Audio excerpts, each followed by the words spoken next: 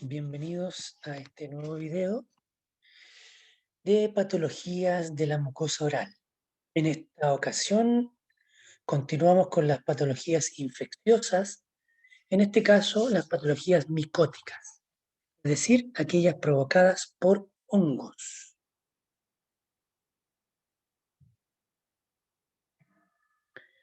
Entonces, recordemos que la familia de patologías infecciosas está compuesta por aquellas provocadas por virus, por bacterias y por hongos. Y dentro de ellas, de estas micóticas, hay una subclasificación, hay muchas, hay varias patologías, pero tres son las destacadas: la aguda pseudomembranosa, la crónica eritematosa y la asociada estomatitis subprotésica. Están remarcadas porque obviamente son las más comunes. Antes de comenzar con las candidiasis propiamente tal, de lo que ocurre en la boca, es importante saber que los hongos son microorganismos comensales, es decir, viven sin mayores inconvenientes en el medio, pero algunos pueden crear patologías y también pueden generar patologías al hombre. Entonces, son muchas las especies, muchísimas, pero un número reducido de ellas son patógenos, es decir, que pueden vivir en condiciones similares al cuerpo humano y que pueden provocar enfermedades. Dentro de ellas hay muchas enfermedades, y algunas son agudas y otras crónicas. Y la aparición de patología micótica ha tenido un aumento por el aumento de consumo de antibióticos, de corticoides, de inmunosupresores, del estrés de la vida diaria, por enfermedades crónicas, que el envejecimiento trae aparejado estas enfermedades crónicas, como vamos a ver después, un sistema inmunológico alterado, uso de cirugía y implantación de catéter y válvulas al interior del cuerpo, y muy asociado a la infección por VIH. Entonces, como ustedes ven, hay muchas causas por las cuales las patologías micóticas han aumentado. Nosotros vamos a ver la parte oral, pero obviamente que los hongos afectan a todo el cuerpo, y así tenemos en la piel, en las uñas, aquí cerca de la cara, aquí por la tiña, derivado de los animales domésticos, en este caso un gato, y también aquí una infección pulmonar. Entonces, como ustedes ven, hongos por todos lados. Ahora, son varios los géneros, los tipos de hongo que afectan y que provocan micosis intraorales. De ellas, lejos, muy lejos, la candidiasis es la más frecuente. Otros tipos son la mucormicosis, histoplasmosis y la blastomicosis. Eh, Son bastante más raros, pero hay casos documentados de aquí en Chile. De las candidiasis son varias especies, pero la Cándida albicans es la más importante. Ustedes probablemente cuando lean acerca de la cándida, se van a encontrar en ciertas oportunidades con esto, con las siglas SP o las SPP. Esto significa especie. Y cuando, como dijimos, hay varios tipos de especies dentro del género Cándida. Cuando se da el nombre, se coloca Cándida albicans, por ejemplo. Pero cuando no se da el nombre, se está hablando de alguna especie en particular, pero sin dar su apellido, se coloca Cándida sp. Cándida sp, o sea, una especie de Cándida. Y cuando yo quiero hablar de todas las especies de Cándida, coloco Cándida spp. Eso quiere decir que estoy refiriéndome a todas las especies de Cándida. ¿Ok? Eso por si acaso leen y encuentran esa sigla. Muchas veces nos corrigen. La candidiasis, igual que muchos otros tipos de hongos, es un microorganismo que afecta a todos y a cualquier persona. No hay ninguna distinción de edad, sexo, raza, condición geográfica, etc. Tanto en ciudades como en pueblos, gente de raza negra, blanca, amarilla, verde, de todas. ¿Ok? Hay una distribución a nivel global, de hecho hay un término que se llama candidemia, porque obviamente hay un brote, un aumento asociado a otras patologías como el SIDA, como vamos a ver. Entonces, afecta a muchos y a todos. Aquí está el género Cándida con varias especies. El género Cándida con varias especies. La primera, la más importante, la del casi el 90% de lo que hay en la boca, es la Cándida albicans. Esta tiene el primer lugar porque tiene muchos factores de virulencia. Entonces tiene una batería de elementos que le permiten mantener su predominio a nivel oral y poder generar enfermedades, como vamos a ver más adelante. Pero hay una serie de otras especies que en ciertas ocasiones podrían aparecer también generando una candidiasis. ¿Ok? Ahora, las fases de una infección por cándida son muy similares a otros microorganismos. La primera fase se refiere a una adhesión primero al epitelio y luego una colonización de estas superficies celulares, pero en la superficie.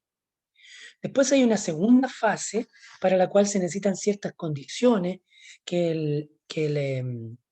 el medio se modifique, el epitelio se rompa, se forman microabrasiones y eso va a generar que la cándida invada las células epiteliales superficiales y de ahí pueda ingresar hacia los estratos más inferiores, más internos. Y esto se debe a una transformación que tiene la cándida desde un estado de levadura a un estado de micelio, un estado comensal no dañino a un estado de hifa o de micelio patógeno. ¿Ya? También porque produce ciertas enzimas y porque produce ciertas estructuras como el túbulo germinal que permiten esta invasión.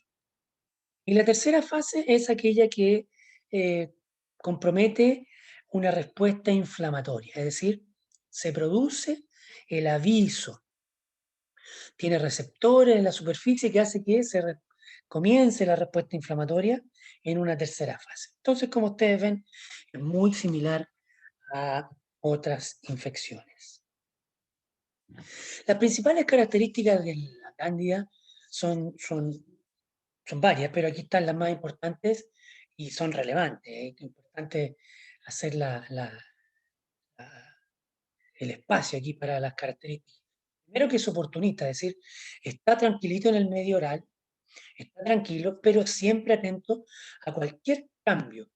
Y ante cualquier cambio, este lo va a aprovechar. ¿Para qué? Para multiplicarse y para crecer. Tiene una amplia distribución, es decir, por todo el cuerpo. Tiene una característica que se llama dimorfismo, que tiene una forma determinada en su estado comensal cuando está tranquila, pero cambia su forma cuando se transforma en un elemento patógeno. Y además tiene varios factores de virulencia, que son ciertas características morfológicas, fisiológicas, que hacen que tenga la posibilidad de infectar con mayor proporción y generar estas infecciones por sobre otras. Entonces, oportunista es que siempre va a estar ahí esperando la oportunidad, tal cual como se dice. Una oportunidad para crecer, para desarrollarse, para multiplicarse. Y concomitante a eso, provocar una enfermedad. La distribución, les dije, por todas partes del cuerpo. Aquí tenemos imágenes de un esófago, vagina, útero, piel, los pulmones, los ojos y algo muy característico de la piel de los bebés a nivel de pañales. ¿Por qué? Porque son áreas, la mayoría, en que hay un espacio húmedo, cerrado, es un ambiente protegido y con una cierta temperatura. Entonces, se dan las condiciones perfectas para la multiplicación de los. Es la característica del dimorfismo. Un estado de espora redondo, ¿cierto? En su estado no patógeno, aquí vive tranquilito, se divide, no pasa nada. Pero cuando se dan las oportunidades de crecer, de producirse más, se transforma en hifas. Y es un estado filamentoso, alargado, fíjense, alargado, como estos tallitos, ¿sí? Como, como unas ramas. Esto es lo que se llama las hifas de cándida, que se asocia al estado patógeno. ¿Ya? Y tiene varios factores de virulencia que dijimos que eran aquellos que le permitían a tomar todas estas oportunidades y rápidamente generar una invasión. Entonces está la posibilidad de formar un biofilm, la biopelícula, junto a otras bacterias, haciendo sinergismo, la capacidad de adherirse al epitelio, a las células epiteliales, mantenerse ahí y poder invadir. Eso es lo que se llama el tigmotropismo, la capacidad de ingresar hacia las células epiteliales, ya sea por sí mismo o cuando hay una microabrasión, una solución de continuidad, entrar con mucha mayor facilidad. Y habíamos hablado también del dimorfismo, es decir, paso de forma de espora al de IFA. Y otro es el switching fenotípico, que es una cualidad poco conocida, ahora actualmente estudiada, que tiene que ver con una reproducción asexuada o no. Ahí está en controversia, pero también es un factor de virulencia. Esta fotografía yo la saqué de este video, ¿sí? De Portal Ontólogo, es un video de especialistas mexicanos. Se lo recomiendo por si lo quieren ver. Y otro factor de virulencia importante es el túbulo germinal. Va creciendo y permite entrar y poder ir separando las células epiteliales y entrar en diferentes estados de epitelio. ¿Ok? Ahora, eso con respecto al microorganismo, pero para que se produzca este cambio de comensal a patógeno, es necesario que se junten varias eh, eh, casualidades, por decirlo. Uno, que haya cambios en el hospedero, otro, que haya cambio en el microorganismo, algunos de los que ya hemos revisado, y otro, que haya un cambio en el microambiente ahora de la cavidad oral, también del hospedero, pero particularmente de la cavidad oral. En el hospedero, ¿qué puede suceder? Pueden haber alteraciones de la barrera mucosa, ya dijimos, una microabrasión, una erosión o una úlcera definitivamente, o una pérdida de la cantidad de saliva, como dice acá, que va a alterar el pH, va a alterar la calidad de la saliva, y eso va a permitir que disminuyan los elementos defensivos, como la inmunoglobulina o las defensinas, y que también la saliva va a alterar la mucosa. ¿Ya? El hospedero también los extremos de la vida, con el sistema inmunológico disminuido o inmaduro. El propio sistema inmunológico, independiente de la edad, si éste se ve alterado, también puede generar una patología o una candidiasis. Como vimos, el uso de corticoides que disminuyen el sistema inmune o la posibilidad de una enfermedad como el VIH. Y alteraciones hormonales y nutricionales que también en ciertos estados pueden. ¿Ya? En cuanto a los cambios en el microorganismo, ya dijimos que tiene estos factores de virulencia, son capaces de producir daño, son capaces de unirse a ciertas estructuras como el epitelio o la prótesis, que pueden permitir invadir los tejidos. ¿Ok? Entonces, el propio microorganismo es capaz de aumentar o disminuir estas características.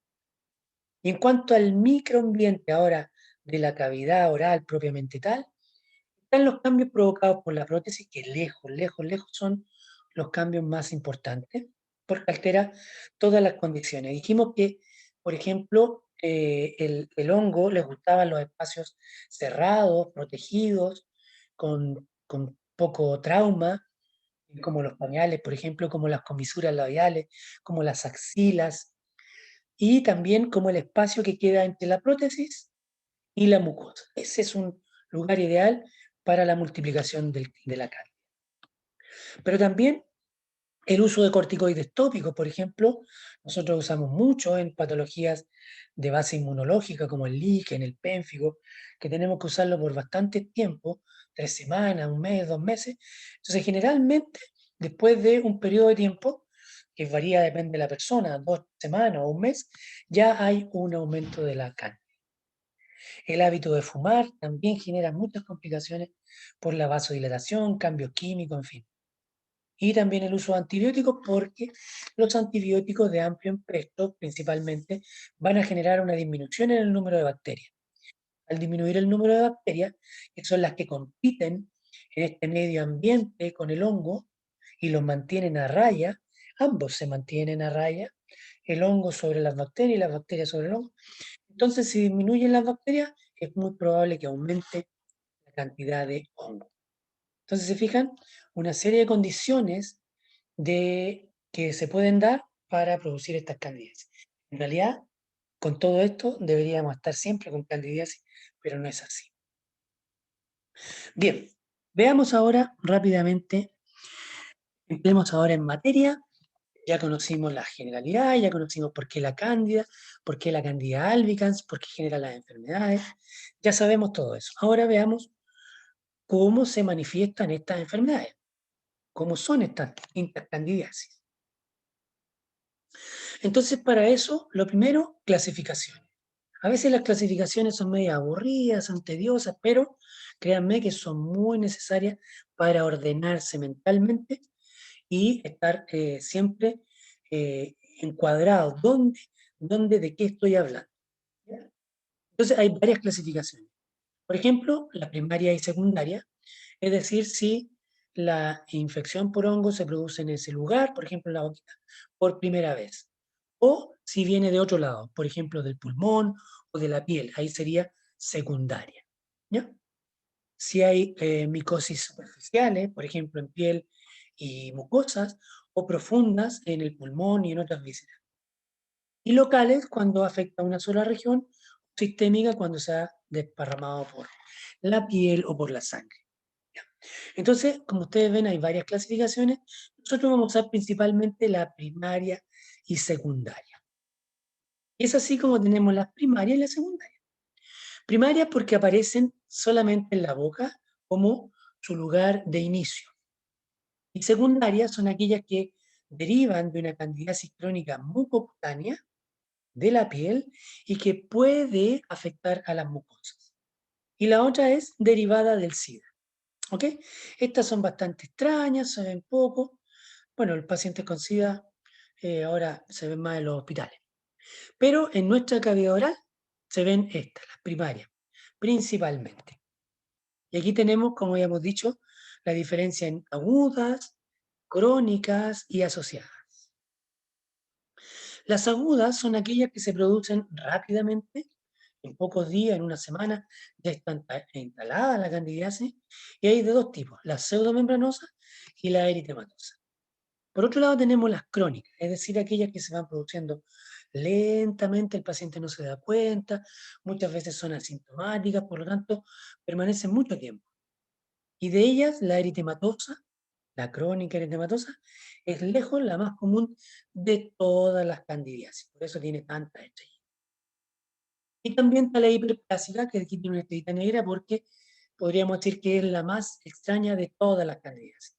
O sea, tenemos la más común y la más extraña aquí menos frecuente en todas las. Además está la asociada. ¿Y por qué se llama la asociada? Porque está el factor del hongo, la cándida, pero puede estar también asociado a otro elemento, ¿ya? No necesariamente solamente la cándida. Otra cosa importante es que todas estas lesiones asociadas, todas ellas son un tipo particular de candidiasis crónica eritematosa. Todas ellas son de larga data, todas son eritematosas, por lo tanto, todas son una parte de las crónicas eritematosas. Ahora, porque tienen características particulares, es que tienen nombres también particulares. Y de estas tres, la estomatitis subprotésica también es una de las más comunes. Entonces, candidiasis en orden mejor. candidiasis crónica eritematosa, luego la estomatitis subprotésica, luego la candidiasis agudo pseudomembranosa y después las demás. Y en último lugar, la hiperplásica. Perfecto, lo mismo, la crónica eritematosa, la subprotésica y todas las demás. Ya, entonces esa era la clasificación de todas las candidiasis. Tenemos que recordar siempre que la clasificación de las primarias son las que nos interesan. Y ahí, aguda, crónica y asociada. Entonces veamos ahora en forma particular.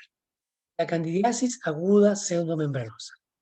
Es más común la variante pseudomembranosa, pero ojo, también existe la crónica pseudomembranosa. ¿Ya?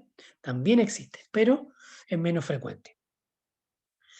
Como dijimos, es una de las menos conocidas, es una de las más conocidas. Generalmente es asintomática, el paciente no tiene molestia, la mayoría de las veces. Tiene varios otros nombres, uno de los más comunes es llamarla Muguet. Y se refiere a esta candidiasis que produce estas zonas blancas y mucho más. ¿Se fijan? Estas zonas blancas son unos grumos o placas que son desprendibles. Están por encima de la mucosa. No son parte de la mucosa. Estas son colonias de hongo que han proliferado en la superficie del epitelio y que son de fácil remoción porque no están pegadas. Yo con una gasa, con una pinza, con la sonda, las puedo desprender. Puedo correr estos grumos desprendibles, ¿ya? Y a veces dejan zonas ulceradas o eritematosas. Otras veces dejan una mucosa común corriente normal. ¿Ok? Pseudomembranosa. Forma una pseudomembrana. Son colonias bacterianas. Aquí tenemos varios ejemplos. Miren aquí la lengua, la mejilla y el paladar. Este es un paciente de nuestra clínica que estaba en terapia con corticoides. ¿Ok? Y después tuvo una sobreinfección por cándida. También tuvo queilitis angular. Otro paciente, miren allá, en la faringe, allá, en la amígdala y parte de aquí de la superficie lingual. Estos dos de abajo son pacientes con VIH, tienen gran cantidad de infección por hongo. Antiguamente la candidiasis era muy frecuente en los pacientes con VIH, pero ahora con los tratamientos antirretrovirales, las infecciones, la gran mayoría ha disminuido. La cándida también, pero sigue siendo común verla. No tanto como antes, ¿ve? Pero todavía se puede ver. En los niños es muy frecuente encontrar estos grumos blancos. ¿Sí? Se debe principalmente a que los niños tienen su sistema inmunológico disminuido, por lo tanto, al recibir besos, al recibir la cuchara que la mamita o el papá se lo llevó a la boca, bueno, ahí se transmiten los hongos y se pueden multiplicar en la boca del niño. Entonces muchas veces se confunden con unos poquitos de leche, dicen, no, le quedó la boquita con grumos de leche, pero esos grumos pueden ser cándida pseudomembranosa. ¿Ok? Entonces, como dijimos, estos grumos son colonias de hongos, de micelio, que son la reunión de varias hifas, el estado filamentoso que dijimos. Son las agrupaciones de muchas hifas. Pero además hay células epiteliales descamadas, restos de alimentos, tejido necrótico, etcétera, etcétera. ¿Ok? Perfecto. Ahora veamos la eritematosa. La aguda eritematosa es sintomática, es decir, molesta, arde, como que pica. ¿Ok? Y la crónica es asintomática. Permanece mucho tiempo, los pacientes no se dan ni cuenta y rara vez consultan por una crónica eritematosa. Se presentan áreas rojizas, áreas muy difusas y muchas veces depapilaciones o cambios en la superficie de la lengua. Aquí hay una depapilación, fíjense, la lengua está ultra suave. Ahí solamente se ven un poquito de papila gustativa. Todas las demás papilas gustativas desaparecen. Forma una lengua lisa, lisa, sin papilas. Después que se va la infección, vuelven a aparecer las papilas gustativas. Entonces podemos tener estas imágenes de lenguas coloradas, ¿cierto? Pero que muchas veces son difíciles de diagnosticar, difíciles de estar seguro que son candidiasis, porque esto perfectamente podría ser un líquen erosivo o podría ser una alergia. Entonces son muy, muy parecidas, ¿ya? Para tener en cuenta. Diagnósticos diferenciales. En los libros constantemente se habla de la imagen en espejo. Yo la voy a hablar porque lo veo constantemente en los libros, pero yo nunca lo he visto. ¿Y de qué se trata la imagen en espejo? De una lengua que tenga cándida aquí en su dorso, por contigüidad, porque se mueve la lengua y porque está tocando constantemente el paladar, genera una candidiasis en el paladar. Por eso se llama en espejo, como que se refleja. Para ser sincero, yo no la he visto nunca. Llegamos a la candidiasis hiperplásica, a la variedad crónica. Muy rara, ¿cierto? Se presenta con la lesión básica de placa. A veces nódulo, pero es más raro. Placa es lo más común. Y esta no es desprendible porque está provocada ahora ya no por grumos, sino que por el engrosamiento con queratina. ¿Ya? Por lo tanto, es parte del epitelio. ¿Sí? Es muy común en varias zonas de la lengua, en el nivel de la mejilla, pero principalmente aquí a nivel retrocomisural. Se produce este aumento de queratina por una candidiasis hiper. Como dijimos, era muy poco frecuente.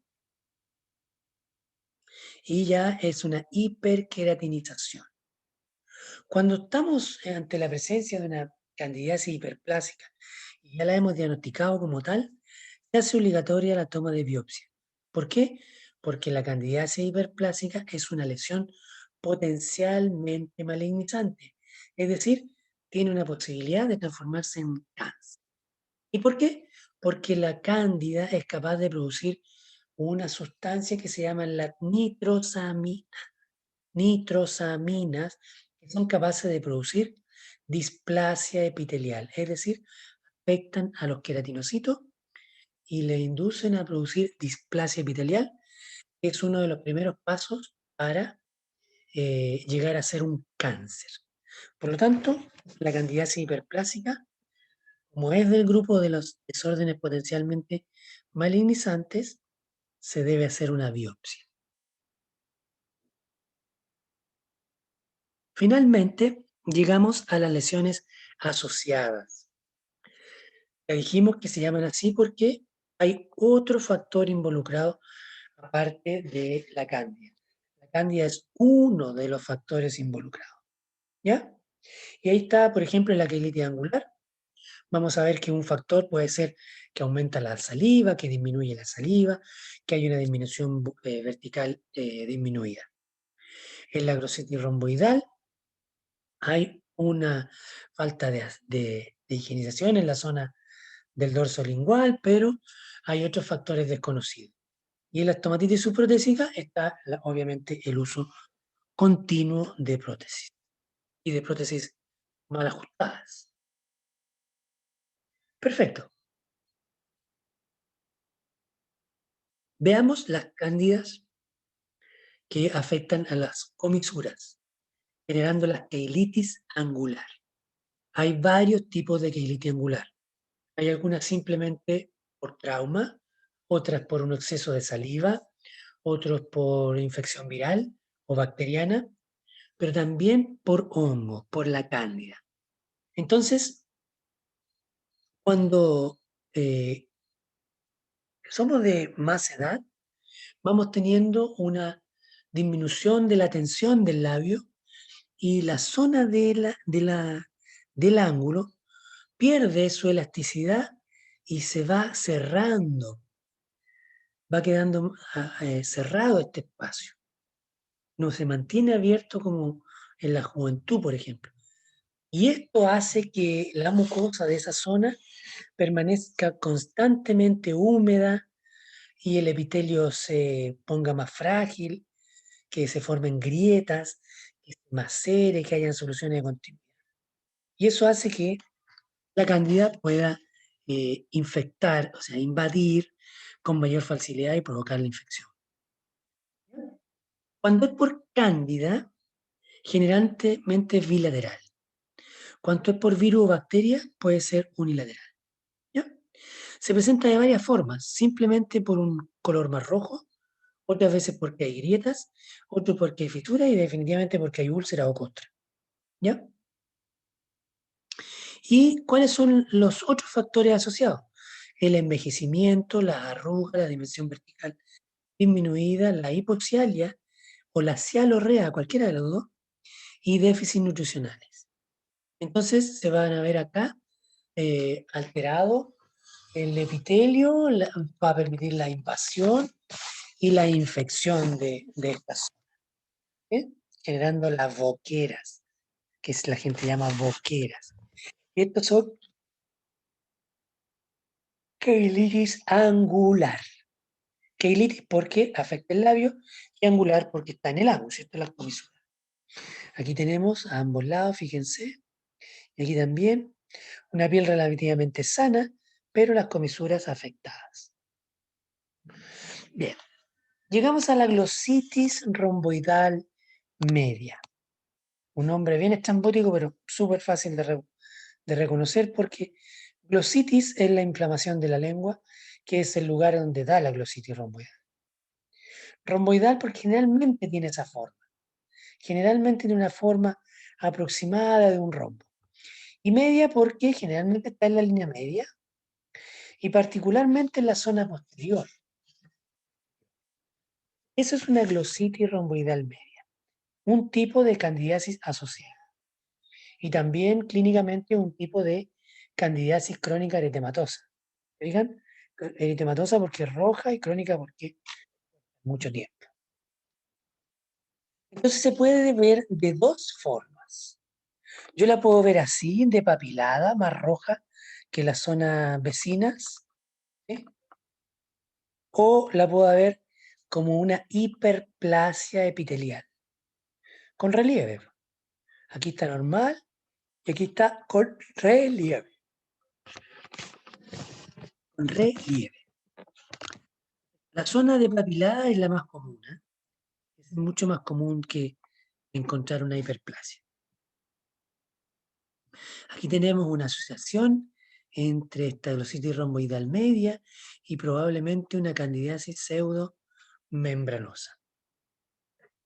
También, si se fijan, un poco ahí el estilo romboidal, no es exacto, pero estamos viendo que hay aquí una zona ancha y dos zonas angostas, ¿sí? Una candidiasis hiperplasia, un eritematoso. Aquí están dos. Y esta foto es una foto de control después de 2 semanas de tratamiento bastante mejor. Otra de las patologías súper comunes es la estomatitis subprotésica, ¿sí? Asociado a prótesis. O sea, la vamos a ver en pacientes que usan prótesis, el otro no.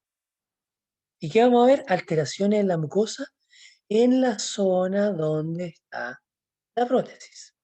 En este caso, esta persona usaba una prótesis tal y por eso en el paladar duro tenemos toda la zona con puntitos rojos. Y además, por ejemplo, tenemos toda la zona del paladar, pero aquí está todo rojo, todo. Entonces aquí son como unos puntitos y acá un área deforme completa. ¿Ya? Entonces está asociado al uso continuo de la prótesis sin permitirle el recambio del aire, el recambio del pH, la llegada de más saliva, la limpieza. Entonces, como está esa prótesis constantemente ahí, la mucosa se está dañando también constantemente. La candidiasis es la más común, ¿cierto?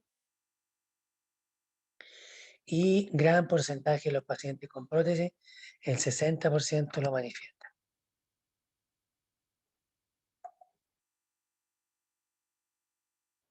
¿Qué es lo que vemos constantemente? Zonas enrojecidas,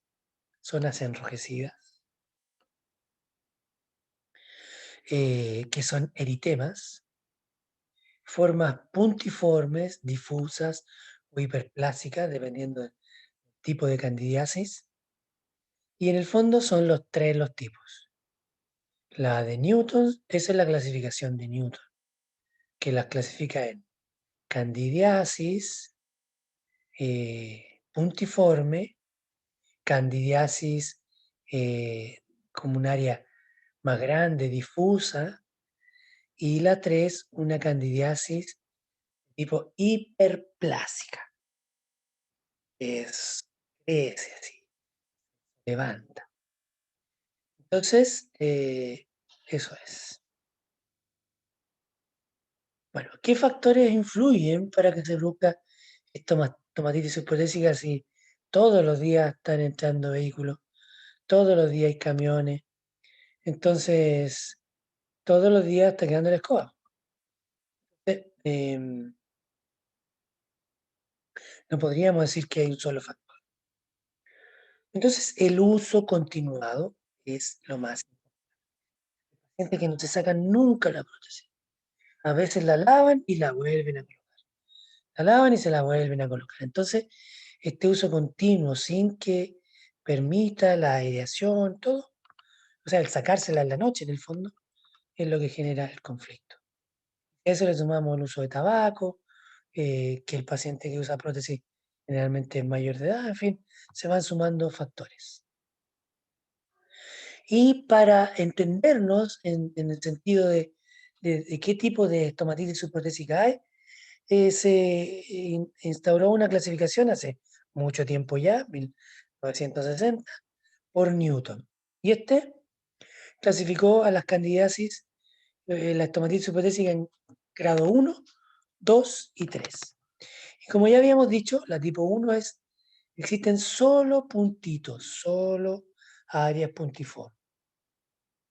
La 2, hay ya una área difusa de diferente tamaño, no es necesario que abarque todo, ¿sí? Podría ser un área de 2 o 3 piezas, o solo la mitad del paladar, en fin, no es necesario que esté todo, pero eso ya es mucosa. Y la 3 es de tipo hiperplásico, es decir, la mucosa tiene un crecimiento pequeño, pero un crecimiento. Entonces, tipo 1, puntiforme. Tipo 2, zona irregular, difusa. Y tipo 3, la hiperplasia papilar. Entonces aquí tenemos la grado 1, se fijan, solo puntitos, y después hay una blanca. Aquí también, miren, solo puntitos, puntito, puntito. Y aquí llegamos al tipo 2, una de las más comunes, en que tenemos áreas difusas. Aquí, por ejemplo, es total. Todo el paladar duro y está haciendo todo el paladar blanco. ¿Ya? Por el lado del paladar y por el lado del vestíbulo. ¿Ok? Esta es una prótesis total. En cambio, cuando el paciente usa una prótesis parcial, vamos a ver este enrojecimiento solo en la zona en que toca el diente. Solo en la zona en que toca el diente. Porque si no, no se puede. Y la 3, aquí tenemos, miren, que unas zonas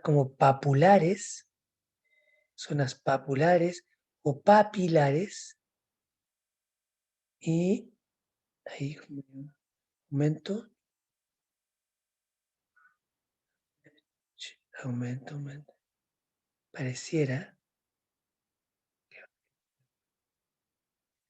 pareciera que va creciendo. Bueno, ahora vamos a ver un caso clínico de un paciente de aquí de la clínica de patología en que llegó así, con múltiples pápulas en el paladar, múltiples pápulas que son eliminadas quirúrgicamente con un bisturí, por ejemplo, con un instrumento cortante, pero hay que cortarlo despacito. Y ahí, ahí, despacito, cortando. Y así quedan, pues mire, voy cortando desde la base del tejido, desde la base.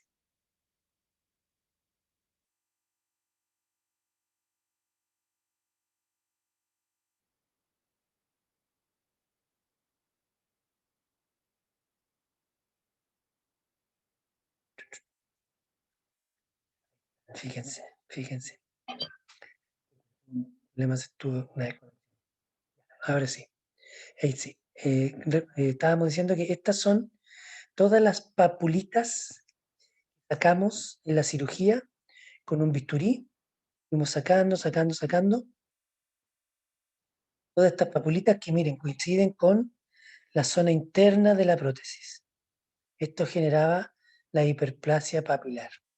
Obviamente que aparte de la cirugía, de la extracción de todas estas papulitas y permitir que la mucosa se regenere suavemente, hay que arreglar la prótesis, obviamente. Si no, esto continúa y vuelve. Bien, ahí vimos todas las variantes, todas las variedades clínicas, tanto agudas, pseudomembranosa y eritematosa, como crónicas, eritematosa y hiperplasia. Y las asociadas, donde está la queilitis angular, la estomatitis subprotésica y la glositis romboidal media. Entonces ustedes serían capaces ahora con lo que estamos recordando de diagnosticar clínicamente cualquiera de las variedades de candidiasis prima. Pero ahora, supongamos que tengan alguna duda, eh, créanme que no siempre se ven tan claras como las fotos que les mostré, muchas veces son pequeñitas las áreas, entonces unas lesiones básicas muy inespecíficas, características clínicas muy poco decidoras. Entonces yo sospecho que es cándida, pero no tengo la seguridad, ni siquiera demasiada seguridad, un 30, un 40%. Entonces yo quiero hacer un diagnóstico correcto. ¿Y qué es lo que puedo hacer? Puedo hacer varias cosas. Aparte, como dijimos, del diagnóstico clínico, puedo confirmar con un frotis, con un cultivo, con otros exámenes complementarios que son mucho más costosos, difíciles de hacer en una clínica, ¿ok? Y en algunos casos voy a requerir la biopsia. Entonces, todos estos son exámenes complementarios para poder confirmar una sospecha clínica. ¿Cuál es el que más usamos nosotros? El frotis, es decir, un raspado. Raspar la superficie de la mucosa y después estudiarla al microscopio. ¿Cómo se hace? Bueno, se hace con varios materiales.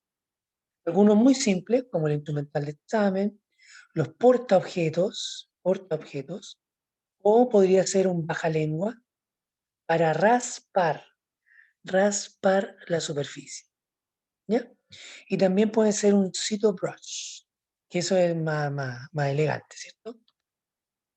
También necesito alcohol que sirve para fijar la muestra, fijarla y que las células que yo estoy sacando con este frotis no se me descompongan, no se me vean alteradas, entonces uso un alcohol como fijador. Entonces, ¿cómo lo hago? Está la lengua con una probable candidiasis y yo paso el bajalengua, paso la pinza, paso alguna espátula o paso el citobrach, ojalá el citobrach, lo paso por la superficie de la piel, de la mucosa. ¿Y qué va a hacer lograr con eso? Es ir retirando la capa superficial. Entonces aquí en esta capa superficial voy a sacar principalmente queratinocitos, los últimos estratos de queratinocitos, y también hongos que están en estos espacios superficial, en estos estratos superficiales. Una vez que hago el raspado y lo que me quedó en la espátula, yo tengo que depositarlo en el portaobjetos, pero bien extendido, para que no queden hongos uno arriba del otro. Y podemos decir, "Mira, ¿cómo van a quedar uno arriba del otro?". Pero claro, si los hongos son microscópicos, se ven con el microscopio, por lo tanto aquí podemos tener millones y millones. Ahí está el alcohol, dejando caer una gotita sobre el portaobjeto en la zona donde está la encía, por ejemplo, donde está la mucosa, y se deposita ahí en el portaobjeto. Después del portaobjeto se le coloca, se va a las tinciones. Tinciones con ácido periodio de Schiff.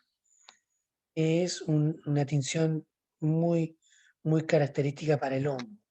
¿Ya? ¿Y qué voy a ver? Esto de aquí es una célula epitelial descamada. ¿Por qué lo sé? Porque aquí está el núcleo y aquí está el citoplasma. Esto también es una célula epitelial descamada. También. Lo sé porque el año pasado lo vieron. Pero este de acá es un elemento histológico para confirmar la presencia de candidiasis. Si yo detecto la presencia de hifas y de varias hifas, yo podría estar en condiciones de decir que este paciente tiene la infección activa, ¿sí?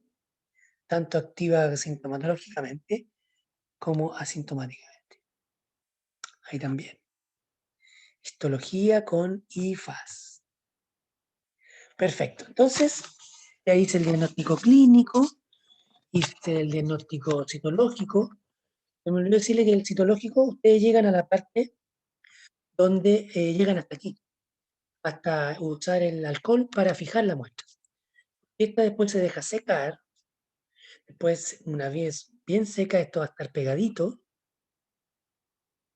y después lo envuelvo en una toalla nova, en un recipiente, lo llevo al laboratorio para que pueda ser teñido, porque sin la tinción yo no voy a ver nada, no puedo ver nada sin la tinción. ¿Ok? Entonces, y después del el laboratorio, el patólogo me va a enviar un informe diciéndome que hay presencia de IFAS en gran cantidad o ausencia de IFAS. Cualquiera de los dos yo tomo la decisión, y si hay IFAS, si hay gran cantidad de IFAS, porque una cosa es que haya poquitas IFAS y eso podría ser también normal. Cuando hay un aumento mayor de IFAS es cuando se asocia al proceso de infección. Entonces ahí ya yo certifico que efectivamente es una cándida, por lo tanto la tengo que tratar. Entonces el tratamiento está en base a antimicóticos. Antimicóticos. ¿Cómo actúan los antimicóticos? Afectando las estructuras del hongo. Igual que un antibiótico. Igual que un antibiótico para las bacterias.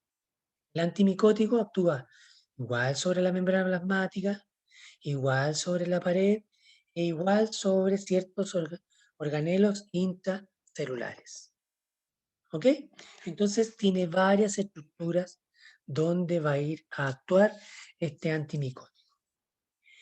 De los antimicóticos que más usamos están los tópicos y los sistémicos. Los tópicos cuando la infección es localizada, no es de gran envergadura o se nota cambios, o sea, mejoría después de algunas semanas.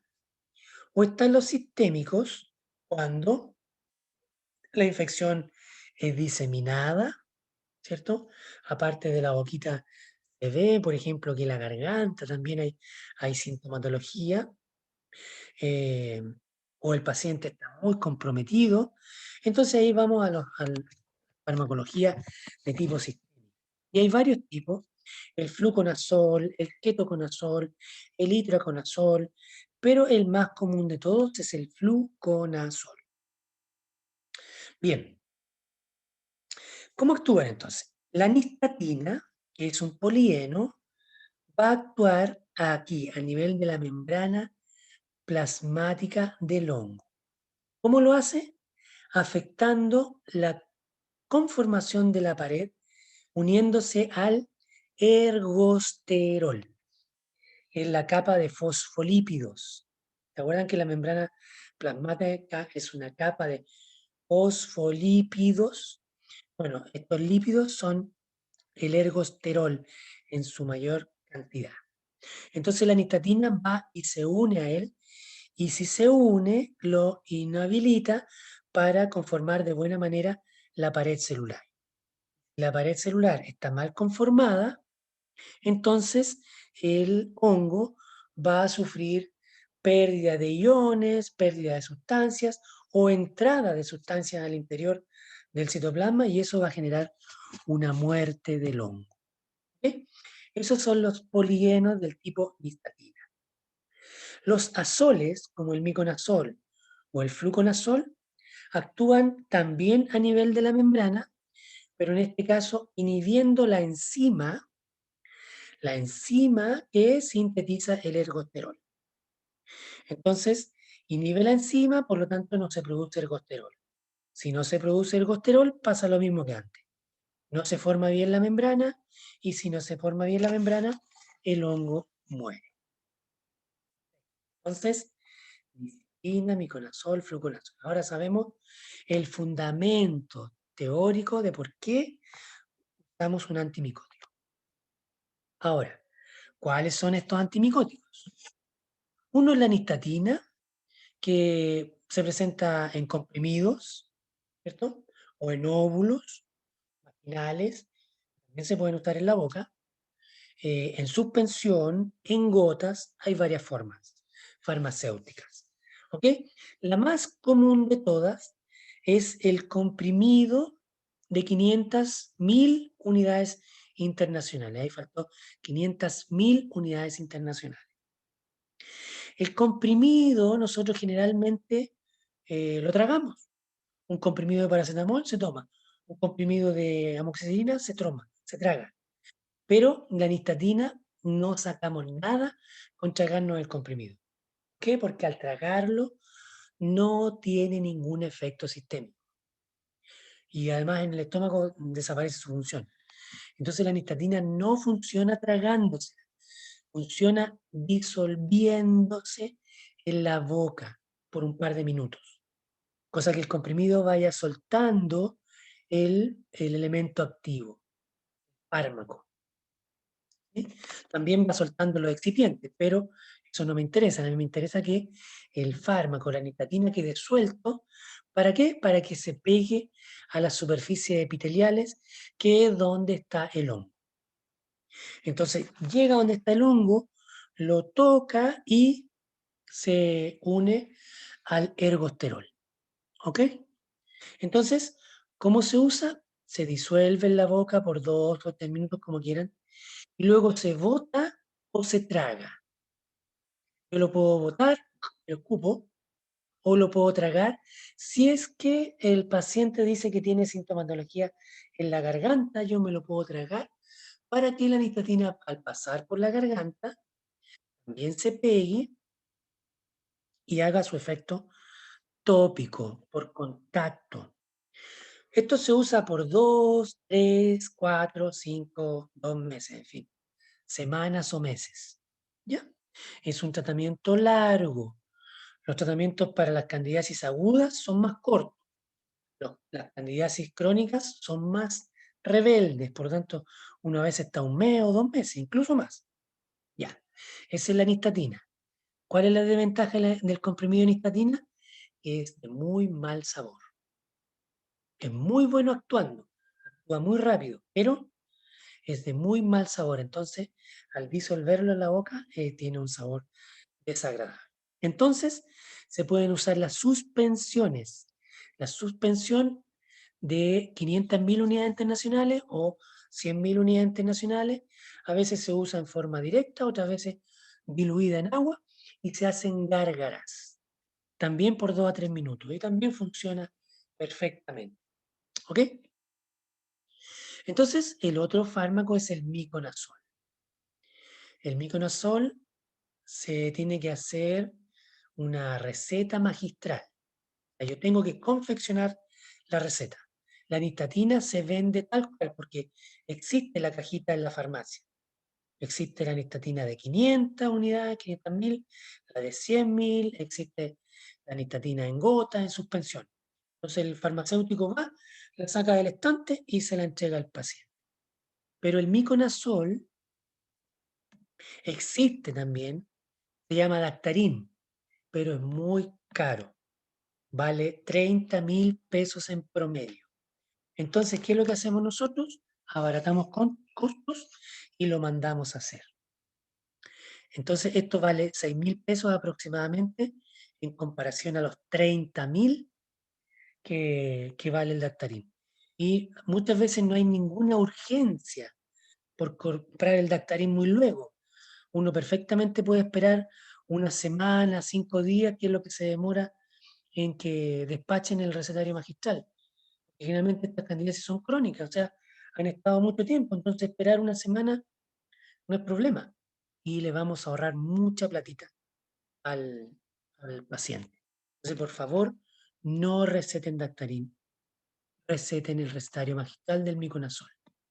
Miconazol al 2%, igual que el Dactarin, 2% en Plastivase. Ya sabemos que es el Plastivase. En 30 a 40 gramos. ¿Cómo se usa?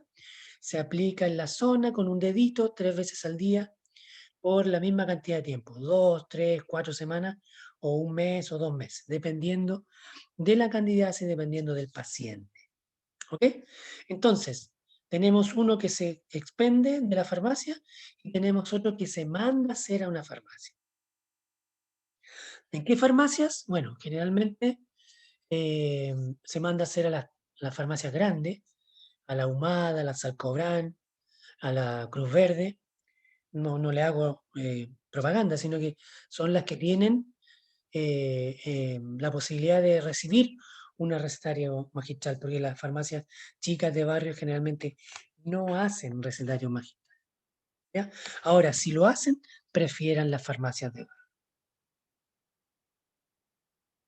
Bien, veamos un poquito cuánto vale. Miren, aquí tengo la nistatina de 500 o 100.000 unidades internacionales. Vale 2.100 pesos.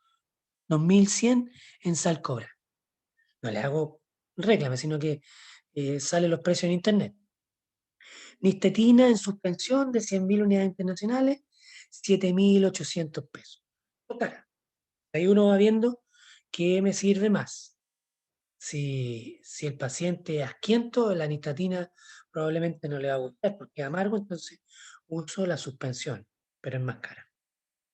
Si es un niño, probablemente no voy a poder usar la nistatina en comprimido, necesariamente voy a tener que usar la nistatina en suspensión. ¿Y cómo la uso en niño? Si él puede hacer carga, bueno, hace la carga, pero si es un bebé, por ejemplo, un infante, con una gasita limpia, moja con la suspensión y se le pasa por las mucosas. Eso lo hace la mamá, ¿cierto? Y después de un tiempo ya la pseudomembranosa, que es la más común en niños, va a ir desapareciendo. Entonces, ¿qué pasa con la sistémica? Con el fluconazol. Recuerden que estaba el fluconazol, el ketoconazol, el itoconazol. De todos, el menos dañino es el fluconazol. Los otros generan daño hepático. Entonces, en un adulto mayor, por ejemplo, en un viejito que ya tiene sus problemas, mejor no dar esta variante sistémica. Y si tengo que darla, elegir el fluconazol. ¿Ok? Perfecto. Entonces, el fluconazol se da, ahí existen comprimidos de 50 miligramos, 100 miligramos, 150, 200 miligramos. Hay muchos posologías, ¿ya? La más común, la más corriente es la de 150 miligramos. Se da una vez al día, ¿ok? A veces se da La de 50, por ejemplo, una vez al día por 7 días. Una vez al día por 7 días. Cuando es de 150 miligramos, a veces se da una vez al día, 2 veces, una vez a la semana, por ejemplo. ¿Ya? Ahora, si es muy severa, también se da 150 una vez al día. Y no, se puede dar una vez cada 3 días, una o 2 veces a la semana. ¿Ya? Se restringe el número de dosis. Incluso fíjense la caja nomás. Aquí hay solo 2 cápsulas. ¿Cuánto vale una caja? 2.500 pesos. Solamente para que ustedes se orienten. ¿Cuánto vale? ¿Ya? Entonces, esta foto me sirve para que decirles que siempre elijan las farmacias de barrio. ¿Ya? Yo soy un enemigo ya de las farmacias grandes por todo lo que, el daño que le han hecho a la población. No, no, no debería explicarle mi punto de vista, pero lo es así. Ahora, y esto también, esta foto me sirve para que veamos esto. ¿Qué significa que una caja tenga esta línea amarilla y que diga bioequivalente? ¿Qué significa eso? ¿Qué significa? Significa que este remedio, este fluconazol del laboratorio Chile, no es el fluconazol original, no es el fármaco que hizo todos los estudios para que el fluconazol saliera al mercado. Otro laboratorio lo hizo años antes, años antes. Entonces, cuando recién sale al mercado, el fluconazol, el primero que salió, tiene la patente farmacológica. ¿Qué quiere decir eso? Que tiene la posibilidad de que se venda, pero sin que otro laboratorio lo pueda eh, fabricar también. Entonces, ¿por qué esto? Es para que el primer laboratorio reciba todas las ganancias y se recupere toda la inversión que hizo en los estudios de 10, 15 años que demora la investigación para sacar un fármaco a la venta. Entonces, ese es el fármaco genérico, el original. Después de unos años, esas patentes caducan y el fármaco queda libre. Entonces, cualquier laboratorio lo puede fabricar. En este caso, por ejemplo, Laboratorio Chile también lo puede fabricar. Ahora, hay muchos laboratorios que fabrican ahora estos genéricos, pero hay una diferencia. A todos aquellos genéricos que se le hizo un estudio para compararlos con el original, es decir, tiene la misma biodisponibilidad, que tiene la misma eficiencia, la misma potencia, a la misma dosis, que no es dañino, que se hizo todos los estudios para compararlo con el original, esos se llaman bioequivalentes. Y ese permiso lo da el ISP. Entonces, ¿qué significa que esta franja amarilla diga bioequivalente? Significa que el fluconazol que está haciendo el laboratorio Chile es de las mismas características que el fluconazol original. ¿Ya? ¿Qué pasa con este de acá? Diflucan, que no tiene la línea amarilla. Este es un genérico que podría ser distinto al original. Y yo no sé si funciona igual, si tiene las mismas condiciones, si se toma en la misma cantidad de veces, se toma la misma cantidad de tabletas. Ni siquiera sé si en una tableta de 50 mililitros vienen 50 mililitros. Entonces, como ven, este genérico es mucho más peligroso. Si tiene el bioequivalente, es seguro. ¿Ya? Este fluconazol de este laboratorio también es bioequivalente.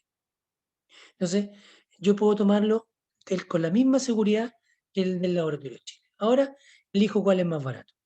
Laboratorio de Chile 2004, este laboratorio 2006, entonces compro el del laboratorio de Chile. ¿Por qué? Porque son iguales al original. ¿Por qué? Porque son bioequivalentes. ¿Ok? Perfecto. Ya. ¿Se entendió lo del bioequivalente? Bien, hablamos que los sistémicos producen daño hepático. Por eso tengo que usarlos con discreción. Por eso a las cajitas vienen con 2 cápsulas, miren ahí, esta viene con 4 cápsulas, esta incluso viene con una, que a veces se puede dar una sola dosis. ¿Ya? Perfecto. Y habíamos dicho que su función era inhibir la enzima que sintetiza el ergosterol. Perfecto.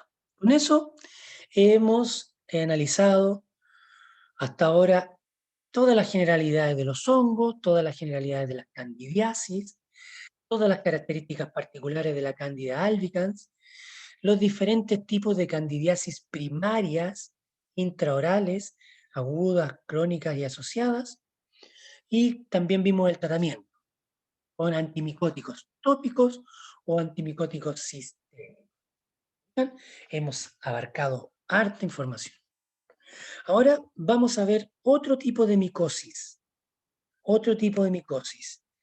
Son mucho más graves, pero por suerte mucho más raras. ¿Ya? Mucho más raras. Uno de ellos es el hongo mucormicosis. El hongo que produce la mucormicosis. ¿Ya? El hongo mucor. Entonces, tienen también sus formas de IFA, algunas características similares a la cándida, otras distintas, en fin. ¿Y dónde está? En las verduras. Miren, y en el moho del pan añejo. ¿Ya? Tengan cuidado. Ahora, fíjense en las imágenes. Puede generar destrucción de tejidos leves, también puede llegar a generar este tipo de daño. Miren, miren la piel aquí, la cantidad de ulceración. También daño a nivel óseos, ¿ya? Senos maxilares. Aquí a nivel del paladar está generando necrosis. Miren aquí a través de la piel. Entonces la mucormicosis es muy grave. Otro es la histoplasmosis, asociado a aves como las palomas y los murciélagos. Estos son vectores que transmiten este hongo, la histoplasmosis. Entonces, las palomas muy cercanas al humano, que incluso anidan en los edificios, y los murciélagos también anidan en edificios, en iglesias, y a veces también en casas, aparte de sus cuevas, ¿cierto? Naturales. También se acercan a la población. Entonces podrían generar la histoplasmosis. Entonces se generan también zonas necróticas en el labio, miren aquí en la nariz, y también intraoral, pulmonares. ¿Ok? Entonces también te da este tipo de... Y otro es la blastomicosis. Blastomicosis puede dar lesiones también en todo el cuerpo y en la cavidad oral. ¿Ya? Estas se pueden encontrar en el suelo, en las hojas secas o en descomposición. Entonces hay que tener un cuidado. No es para que ustedes anden histéricos ahora porque todo tiene hongo, pero hay que guardar ciertas restricciones. Entonces con eso, chicos, estaríamos terminando toda la clase de micosis. Los dejo con las preguntas de rigor. ¿Cuáles son los 7 tipos de candidiasis intraorales? ¿Qué son las candidiasis asociadas? ¿Qué fármacos se usan para tratar la candidiasis? Bien, les dejo esa pregunta y además les dejo la duda. ¿Qué es el oportunismo? ¿Qué es el dimorfismo? ¿Qué es una IFA? ¿Qué es una candidiasis? ¿Qué son los factores de transformación? ¿Qué son las patologías primarias? ¿Qué es una depapilación? ¿Cuándo hablamos de una biopsia obligatoria? ¿Qué es keilitis? ¿Y qué es Newton 1, 2 y 3? Hay más dudas ahora. Hay que ver cuánto recuerdan, cuántos son capaces de recordar de lo que acaban de escuchar en el video y cuánto van a tener que repasar. ¿Ok? Entonces, chiquillos, los dejo con este video y los invito para una próxima oportunidad, un próximo video.